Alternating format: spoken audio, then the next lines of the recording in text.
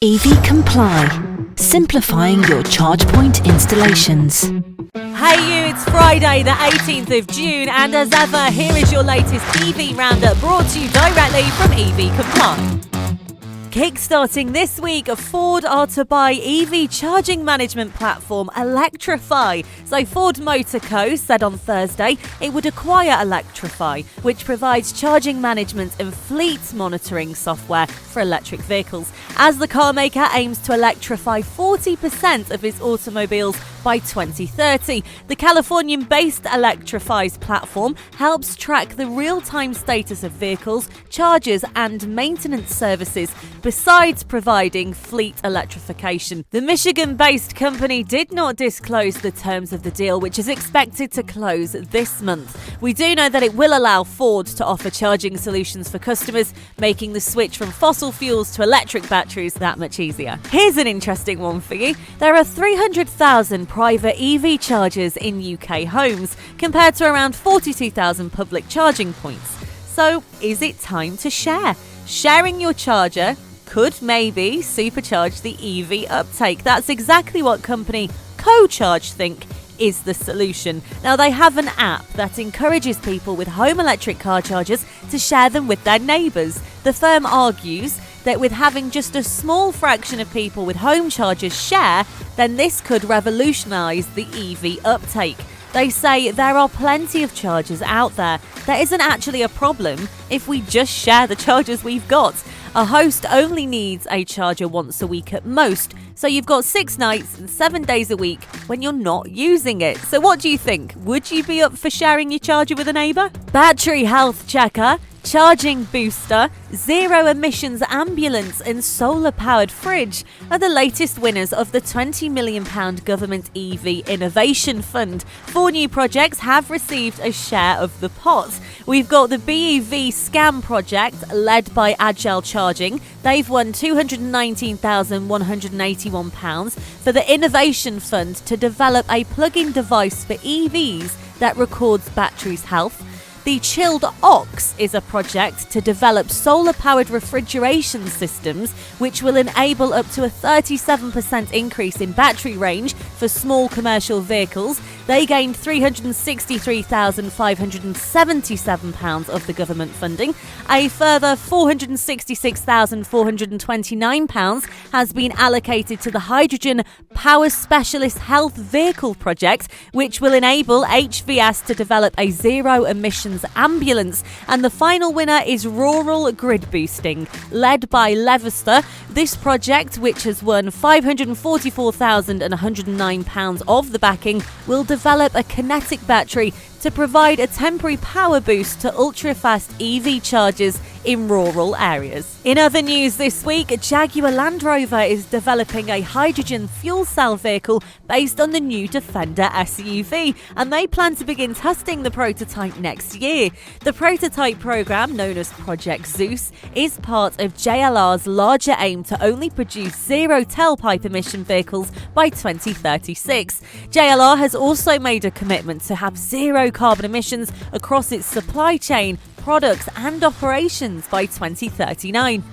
Project Zeus is partially funded by the UK government-backed Advanced Propulsion Centre. The automaker has also tapped AVL, Delta Motorsport and Morelli Automotive Systems and the UK Battery Industrialisation Centre to help develop the prototype. The UK in talks with 6 firms to build gigafactories for EV batteries. Ford Motor Co, Nissan Motor Co Ltd, LG Corp, Samsung and startups Britishvolt and InoBat Auto are in talks with the British government or local authorities about locations for potential factories and financial support to produce electric vehicle batteries. So far, there are 38 planned gigafactories across Europe, according to the green lobby group Transport and Environment, with only Britishvolt's project being disclosed in the UK. So watch this space.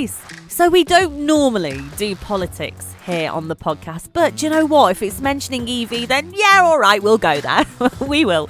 Now, Democrats are working to pass portions of Biden's plan over in America, including the $547 billion highway bill, which includes $4 billion for EV charging stations.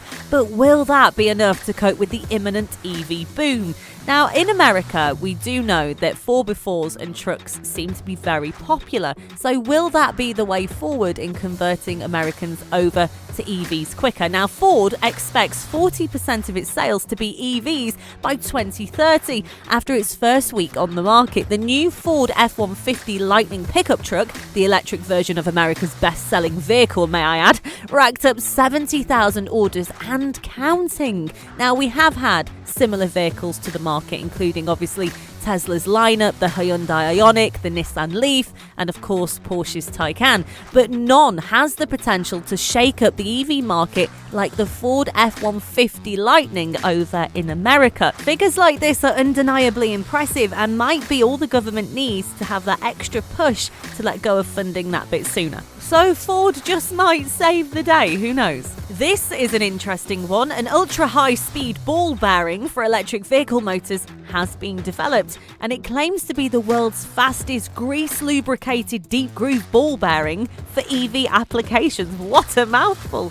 Now, it's capable of operating at over 1.8 million DMN, apparently. The technology is said to enable longer vehicle range and higher energy economy for electric vehicles. The new bearing features the world's first cage to leverage the benefits of topology optimization.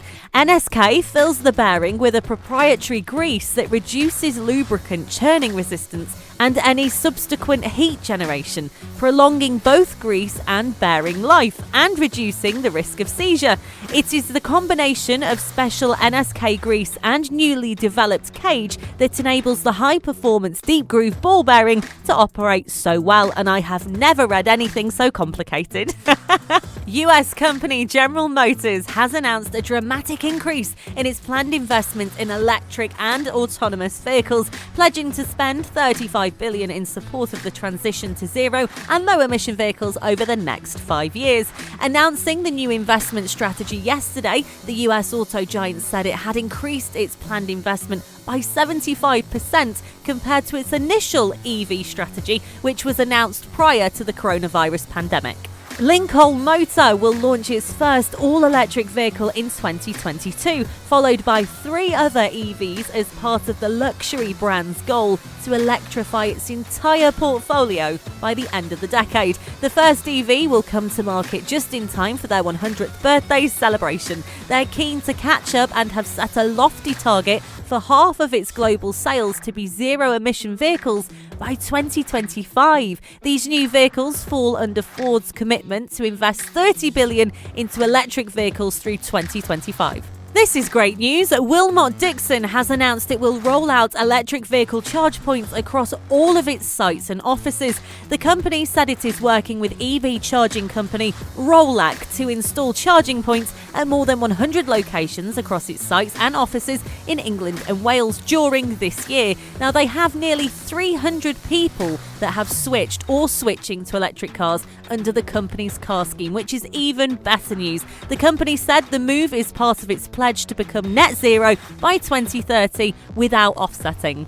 Electric vehicle startup Canoo attempted this week to assure investors that it has a solid and real business plan following concerns over abrupt changes in the company. The stock declined as much as 5.8% during an event to less than $10 a share. Speaking at the company's Investor Day, Canoo CEO and chairman Tony Aquila reiterated many of the company's technological claims, as well as plans to build 3 new EVs, including a pickup. He said, "We don't concentrate on day trades, we concentrate on fundamentals. With companies, their stocks don't always immediately reflect what they've done." And finally, the new 2021 Sanyong Corando EV is due for launch in August. The Korean SUV specialist is looking to the all-electric future, and we're quite excited about that. And just like that, another week, another roundup, and you are now in the know. Remember, if you wish to partake in our podcast, we would love to hear from you, so hit us up via our website.